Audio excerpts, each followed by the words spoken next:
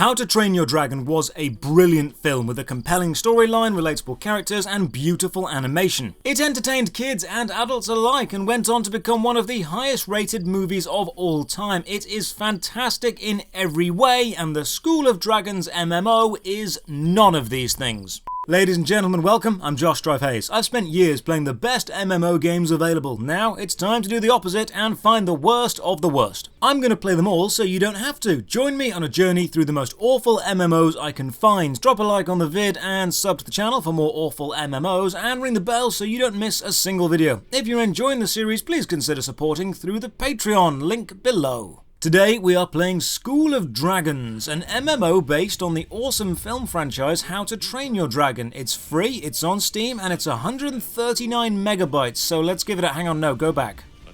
It's how big? 139 megabytes. Megabytes. The 45-second video clip of my Steam overlay is 300 megabytes. There's more data in 45 seconds of 1080 footage than in this entire game. Wow.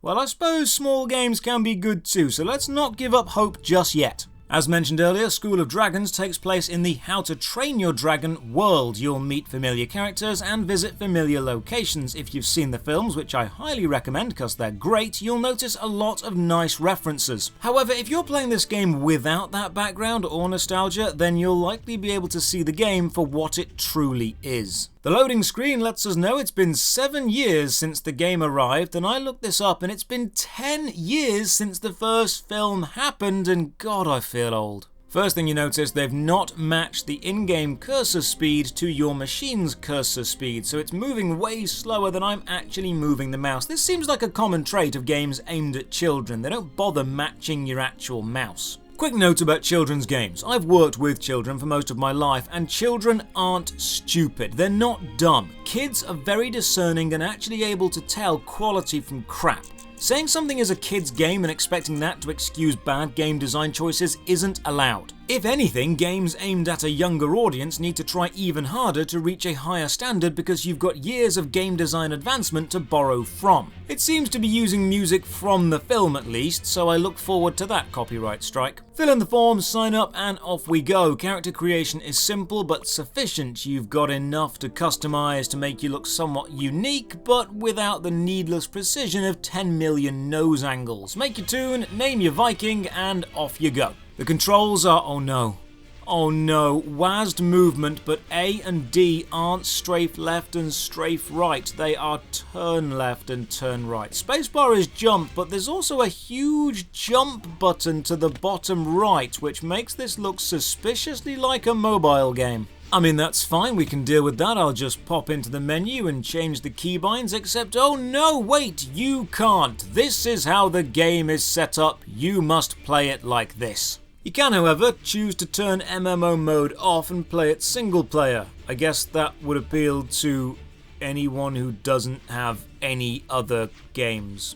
Let's crank the graphics up to max. I'm not expecting much from 138 megabytes, but I like to be consistent in these videos. I really hate how there's no strafe. This is going to annoy the hell out of me in time. You swing the camera around by holding right click. A slight oddity, however, is if my cursor reaches the right side of the screen, the camera will just keep on spinning, but if it reaches the left side, it just stops, and I don't know why. The first NPC we meet is Hiccup, the hero of the films. He's voiced, and is it the same voice actor? It is not. I'd argue it's actually a better voice actor. Hiccup in this game is voiced by James Arnold Taylor, famous voice actor known for voicing Ratchet from the Ratchet & Clank series, Obi-Wan Kenobi from multiple Star Wars games, and the character with the world's greatest laugh, Tidus from Final Fantasy X.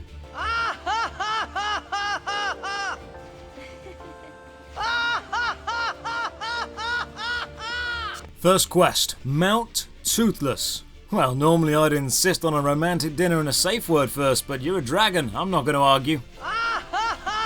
Oh, the flying controls are awkward. This was clearly made for mobile, then ported to PC. They've just not bothered to optimize anything. Spacebar is go, shift is stop, W angles you up, S angles you down, and A and D turn you left and right. And the dragon is not camera locked, meaning no matter how you swing the camera around, you still have to steer manually. Hiccup drunkenly slides off and wingsuits it down, and we get into some action-packed mid-air combat. To shoot a fireball, you click this button. The game will auto-lock on to whatever you can shoot at. There is no way to manually aim and no fireball key. You must just click this button whenever the aiming icon appears. Grimmel, a bad guy, I believe from the third film, has trapped some dragons. We recover an axe by walking near it, chop a rope by clicking it, and open a cage, followed by phasing through the door as it swings open. Then we rescue a dragon. We get to colour it and name it, so in honour of a better MMO, I call it Deathwing.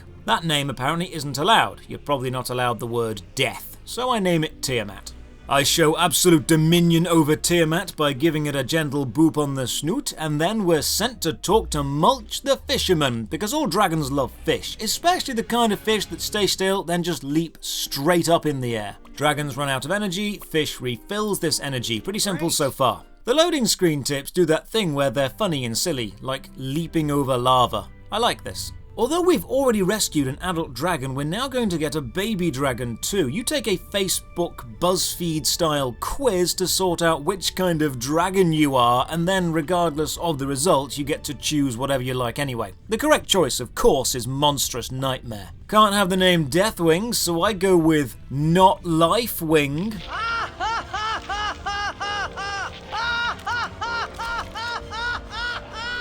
Clicking on yourself opens the radial menu. You access the important stuff from here. In 8 hours of gameplay, I think I used this menu once. There's another dragon attack on the island and we need to help, so we click on our own dragon and choose Stable. I'm then surprised to see quite a few other players. Then a cutscene happens and a stone platform gets blown up, and honestly I'm not even sure why. This scene makes zero sense, even in what little story we have so far. Meet the headmaster of the school. He has some quests for us, and oh god, why are all the quest names different font sizes? Just have one font size when writing quest lists. That's basic graphic design. Pressing M opens the world map. You can click and drag around, and you're able to instantly teleport anywhere from anywhere by just clicking, removing any real sense of journey or adventure or progression. Unfortunately, changing maps isn't great because they've not balanced the sound levels, and the waterfall kicks in way louder than it should be. Check this out. This is the actual in-game audio, not altered in any way.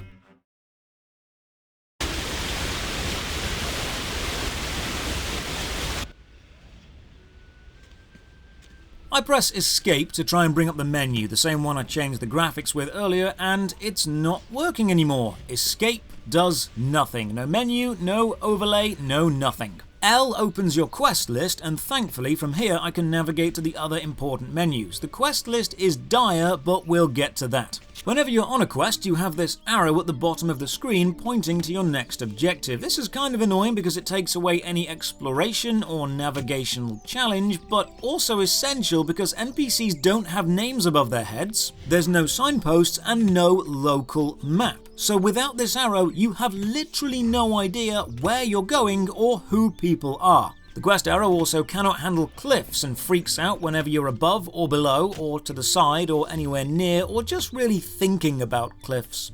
So tiny dragons called hobgobblers have appeared and are being annoying. We're sent to discover why. Our arrow leads us to this sheep field which shows all the sheep are dressed as hobgobblers. The game then tells me to seek anything out of the ordinary. You're a game about Vikings riding dragons with cosplaying sheep. I don't know where the ordinary line is. Boxes of hobgobbler bait are in the camp, and they're our next clue. Apparently it's all a prank by the twins Rough Nut and Tough Nut that's gotten a bit out of hand. Just notice that the quest arrow exists in the game, and zooming in and out can make it clip inside you like you're stabbing yourself with a giant floating arrow.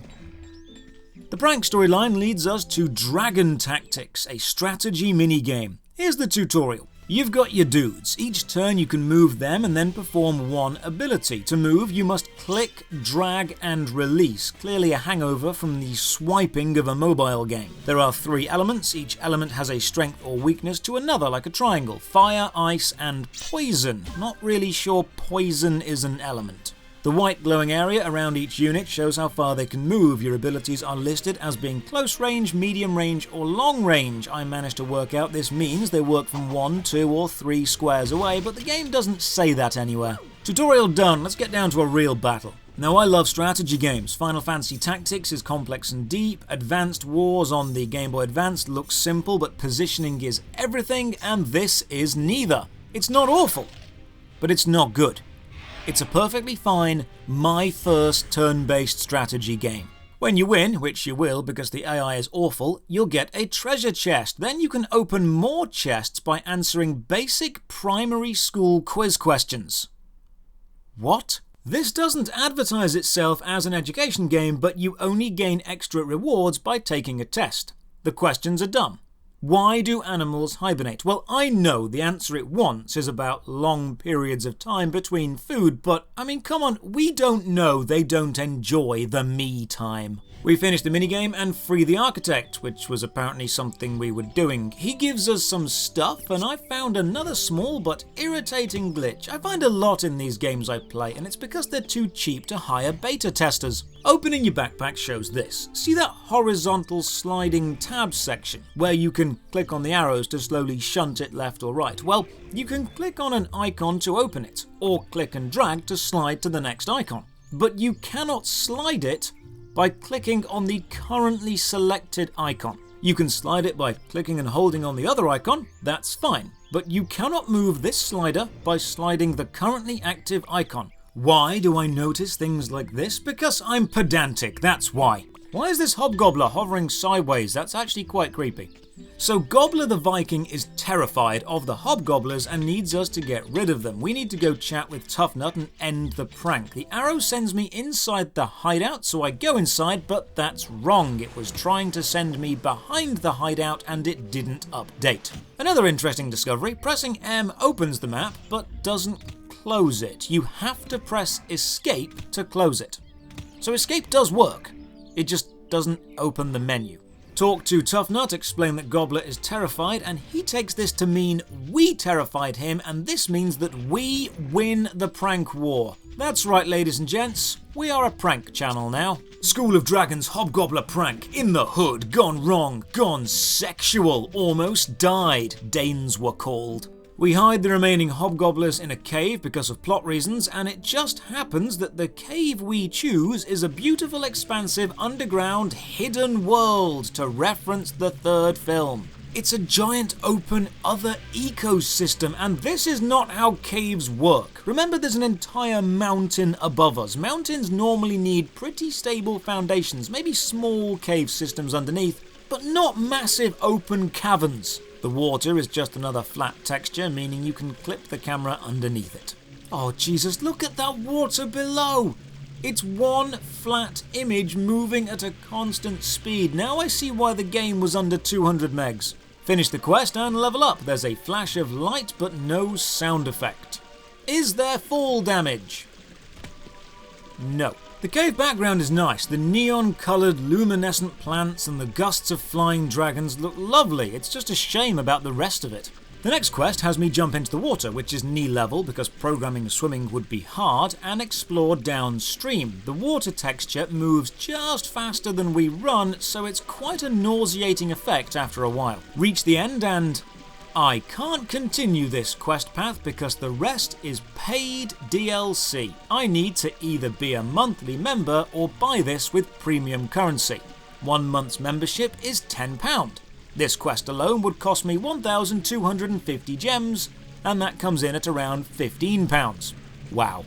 Nothing about this quest line suggested I would hit a paywall. So I guess we're heading back to the school and starting another.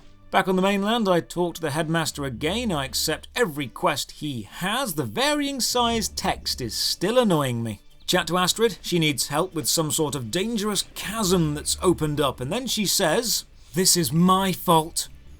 Yes, Astrid, you know what? I agree. That is an unpreventable natural geological phenomenon and you are a teenage girl. This is clearly entirely your fault. Astrid has a few more quests for me. I accept some of them and then she just disappears. I don't know why.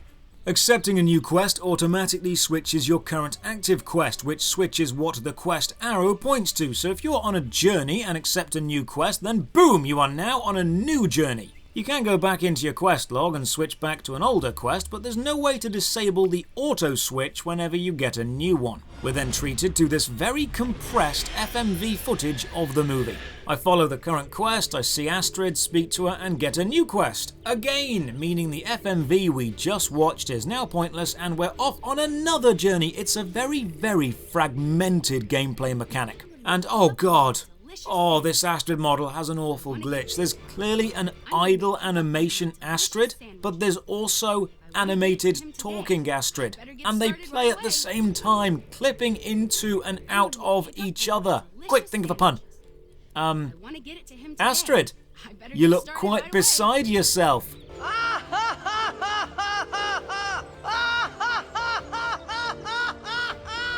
The next quest step is to talk to Mulch, but oh god. The arrow. There's no arrow. And no minimap. I have no idea where Mulch is. I remember they were the fish guy from the tutorial, but I'm not sure where that bit is, so I just run around and hope.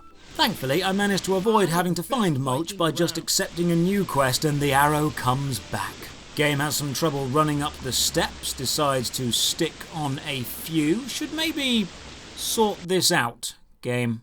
This quest leads me here. Seems to be a hub zone focused on mini-game-like activities. I can see the turn-based Dragon Tactics is here, along with Fireball Frenzy and Dragon Racing. We're off to Fireball Frenzy. To take part in Fireball Frenzy, you need a broad-winged dragon, which you can get by paying premium currency. My adult dragon will just about do, but the game does let me know I am using an inferior dragon. This tutorial annoys me because it doesn't have any subtitles. Now, accessibility options in-game, come on. I mean, it's just my opinion, but I generally think most accessibility options in a game should be turned on by default. So Fireball Frenzy is an on-rails shooter. You don't control the dragon's movement. What you do is aim and shoot fireballs. You've got various targets worth various points. Sheep, bandits, and golden dragons, and targets of human characters you need to avoid. There are a few problems with this game. The pacing is way off. It moves from area to area quickly, then there's no movement at all, while the targets spin around really, really fast. By the time you've seen a high-value target and aimed at it, it has changed.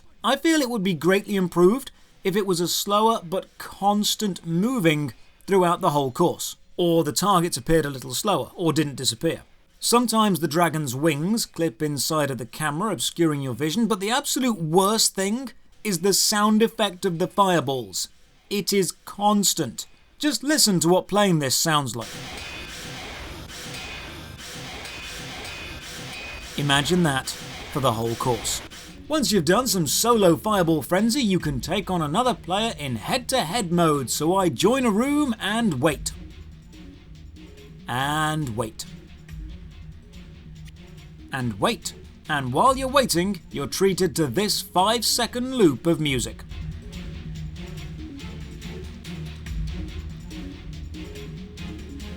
I wonder how many players this has to estimate a waiting time. When I was playing, there were about 60 people, so I just waited.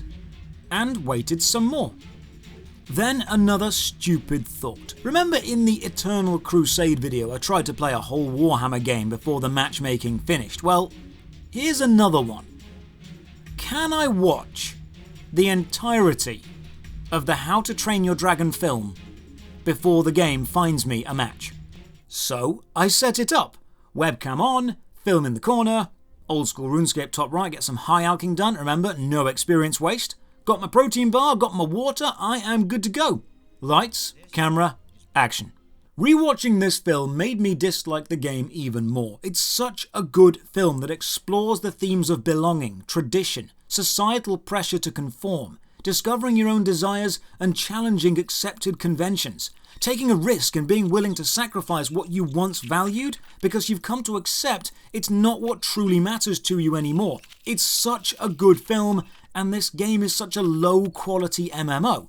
The game takes no risks, no challenges to accepted conventions, and doesn't ask us as players to decide what we really value. It just says, follow the arrow and play minigames. 20 minutes in and then boom, the room pops another player, which is kind of a shame. I was enjoying the film more than the game, but then the host leaves the room. Okay, well, back to the film. A few more minutes of good film, and then the queue pops again. Then the host leaves again. Okay, back to the film, and we will wait some more. Maybe third time's the charm. The film progresses. We're treated to the epic adventure of Hiccup. Let's just look at the film and examine how bad the game is compared to it. The film introduces the main character as physically weak but mentally strong, an inventor, a smart but misunderstood young boy who doesn't fit in with the society around him, and in the game you're instantly awesome and given 2 dragons super fast and everyone loves you. You don't do anything to earn this respect or admiration, you're just given it on account of being the player. In the film, Hiccup discovers his empathy and understanding of dragons can lead the way for a new society where Viking and dragon work together. In the game, you hunt down dragons because some of them are bad. Also, you shoot fireballs at targets because that's fun. The film shows us a tightly written plot where characters hide their true feelings, keep secrets, become proud, scared, excited, disappointed, and then eventually learn to forgive and understand each other, even if they don't necessarily agree. The game has all the characters being one-note plot points. Ultimately, the film is good and the game is not. No other matches happen, and I do actually manage to watch the entire film, which is so far the best part of this review. Even though the world map in the game is big, each individual area you can visit is relatively small, made even smaller by the fact you can ride and fly your dragon around. If you have no difficulty getting to anywhere, then the process of getting there isn't challenging and being there doesn't feel rewarding. You press R to get on or off your dragon. Do you want to see the mounting and dismounting animation? There isn't one. Flying is awkward and landing is tricky because you'll keep hitting invisible walls and the game won't let you land on any uneven surfaces. I can't do the Fireball Frenzy quest as there's no other people to do it with, so let's go do Wilderness Survival. Gobber needs me to chop down 6 trees. You do that by standing near a tree and pressing the big context button on the screen. Then you collect 5 stones by running into them. The sound effects when you collect the stones are obnoxious. Now some fish. You stand by the fishing place and press the context button and you begin the fishing minigame. You choose your bait, you cast your rod, and then get ready for fun. This arrow moves left to right. Clicking and holding reel moves it to the right. You want to avoid the red areas, so it's just a game of click the reel when the arrow is in green. That's basically it. You have to do this 3 times. After fishing, we get to discover the ancient language hidden on runestones, which means run up to a hill and look at a stone. Then Gobber does a really camp Scorpion from Mortal Kombat impression. Get over here. You can see that my dragon is running out of energy, so I feed him some fish. Do you want to see the feeding animation? Maybe hear the feeding sound? Here you go. The game has neither. Accidentally, I fed the fish I needed for the quest to my dragon, so back to fishing. Now we're shown that dragons can start small campfires. This game has loads of mechanics, but none of them feel important. None of them feel substantial. I'm not thinking, yes, good, campfires. I'm glad I can do that because they've been so important so far. Finishing the survival quest sets me back to the top of the quest list, which is Fireball Frenzy, which as we've seen cannot be finished, so I have to manually change it again to Finding Mulch, which has no arrows. 2 quests we can't do. Thankfully, Astrid has another quest, so I chat to her and this cinematic plays. I'm going to watch it again to see if it makes more sense the second time.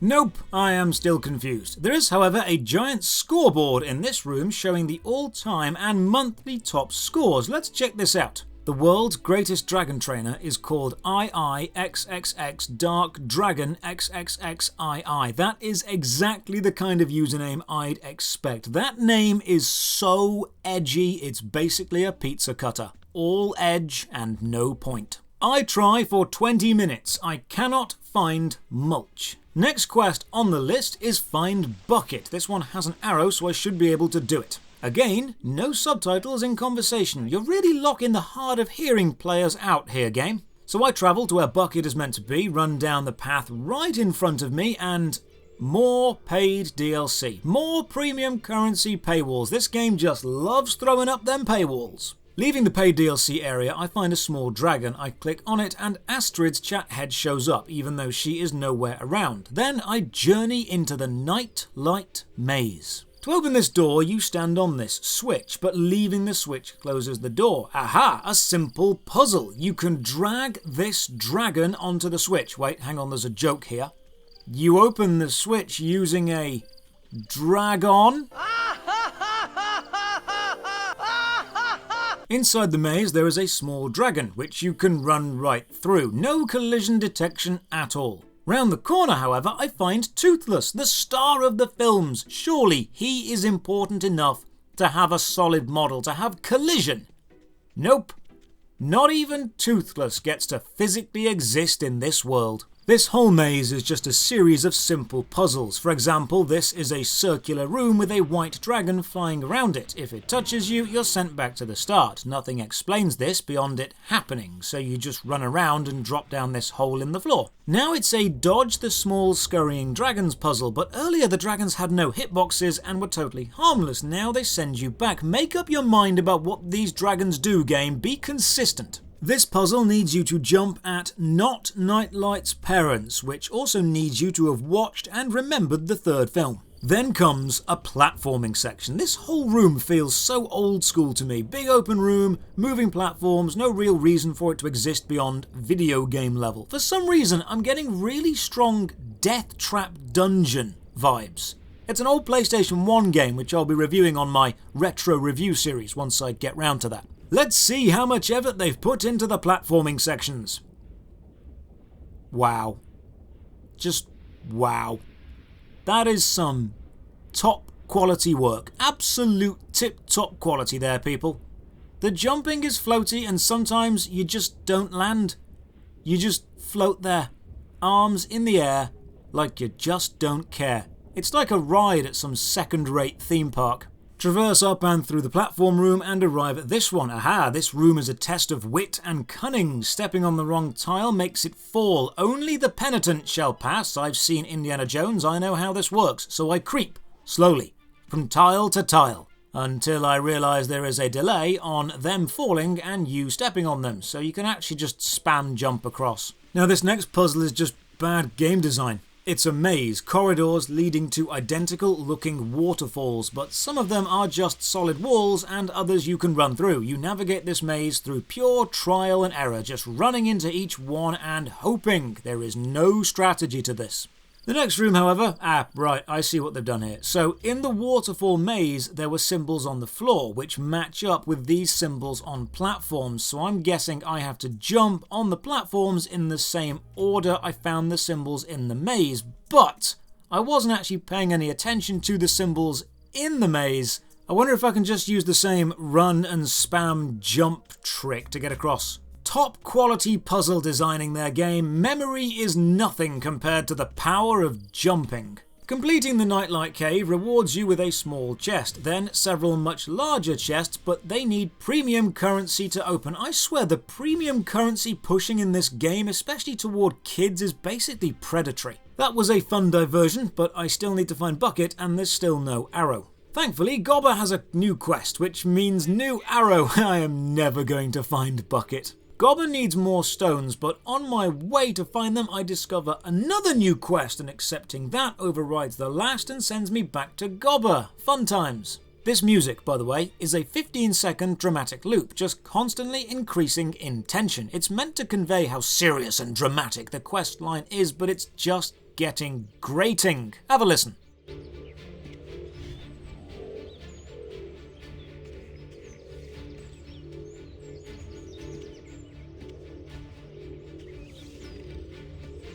We're sent back to the stables on the main island. Thankfully I can find those, and shown another system. You can send any non-active dragons off on missions to find experience and loot, because clearly someone on the development team really liked Warlords of Draenor. The shortest mission is a 4-hour wait, but of course you can pay premium gems to complete it immediately. This game has way too many systems, but I'll cover that in a bit. Completing the stable quest links me back to the top quest, which is Fireball Frenzy. God, that is such a small thing that is getting on my nerves so much, because you also can't cancel quests. Once you've accepted a quest, you cannot dismiss it. I manually choose the next quest, Threat of the Dragon Hunters. Finally, some action. You can tell this is an action map because of the 10-second action music loop.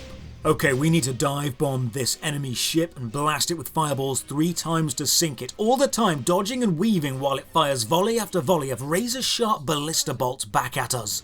I'm sorry, did I make that sound exciting? I was wrong. We have to click the fireball button 3 times while hovering in the air under no danger at all. After sinking the boat, we find someone's satchel, return it to them, and the music has just become beyond annoying by now. We put out some fires by shooting the cliff above them with a fireball and causing a giant sand avalanche. I'm sure that sounded cool in the writing stage, but the more I think about it, the less sense it makes. We now need to comfort some baby dragons because, we did just demolish their home in a sand avalanche. They are probably rightly upset. Then one of the NPCs says this to me.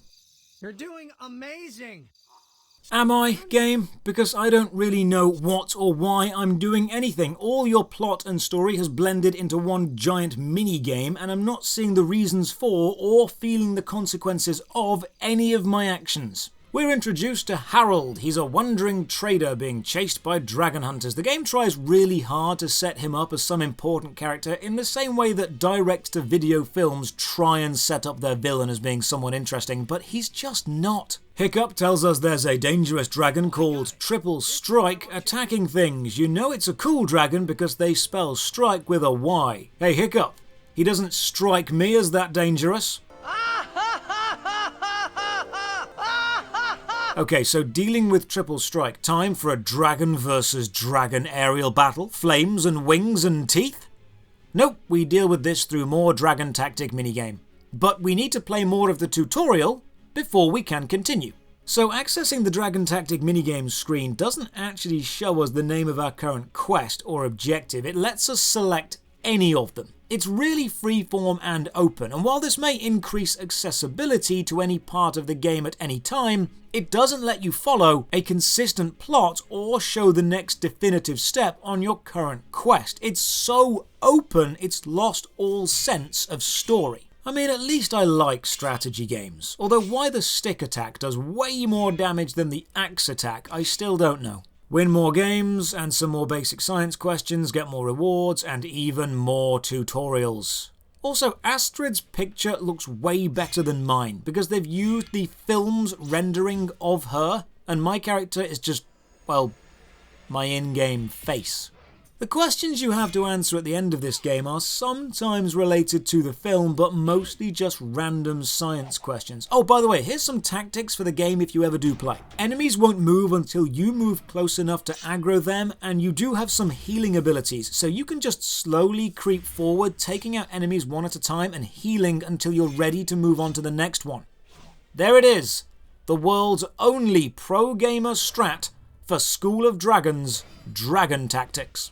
Back in the game world, we need to distract Triple Strike, which we do by picking up some spikes and clicking them together using the context button. Another system we will never ever use again. This makes it fly away, so the next step, obviously, is to shoot fireballs at its face, and that just works a treat. He flies off and the day is saved. This plays like a kid's game where no action has any relevance to the previous or next actions at all. Hiccup has more quests for us, one of which is dragon racing. That at least sounds somewhat fun, so we head back off to Minigame Central. Remember when you were a kid and you'd go to Disney games or Cartoon Network games or Flash games? This is basically that, but they've built a shitty MMO around them. The bulk of the content is minigames, the strategy tactics, the on-rails fireball frenzy, the dragon missions, the flying, the fishing, the fireball, the shooting, and now the dragon racing. The content of this MMO could have been divided up into smaller individual games, and it would probably be more fun. Honestly, I've seen more detailed games on Newgrounds. This is Dragon Racing. Fly around a very short course using very awkward controls. Fly through these small rings for a speed boost. Hit the large green rings or you don't continue. Playing it solo sucks, so I try some races with other people. But There's no sound effect for the race starting, so I am distracted writing notes and left lagging behind. Despite starting at the back and not knowing the course, somehow I win. This is likely because I am racing children. Completing the dragon race finishes the quest, meaning the arrow defaults back to, you guessed it, Fireball Frenzy. You can keep trying, game, but I am not going back there. Remember those items I won from the tactics game? Well, here's the fashion window, and the first thing I notice is that you cannot use the scroll wheel to move this bar up and down. You have to click and drag. There's a joke here somewhere. Hang on, just give me a minute. Can't scroll, can drag. Got it! The scroll's off, but the drag is on. No, hang on, wait.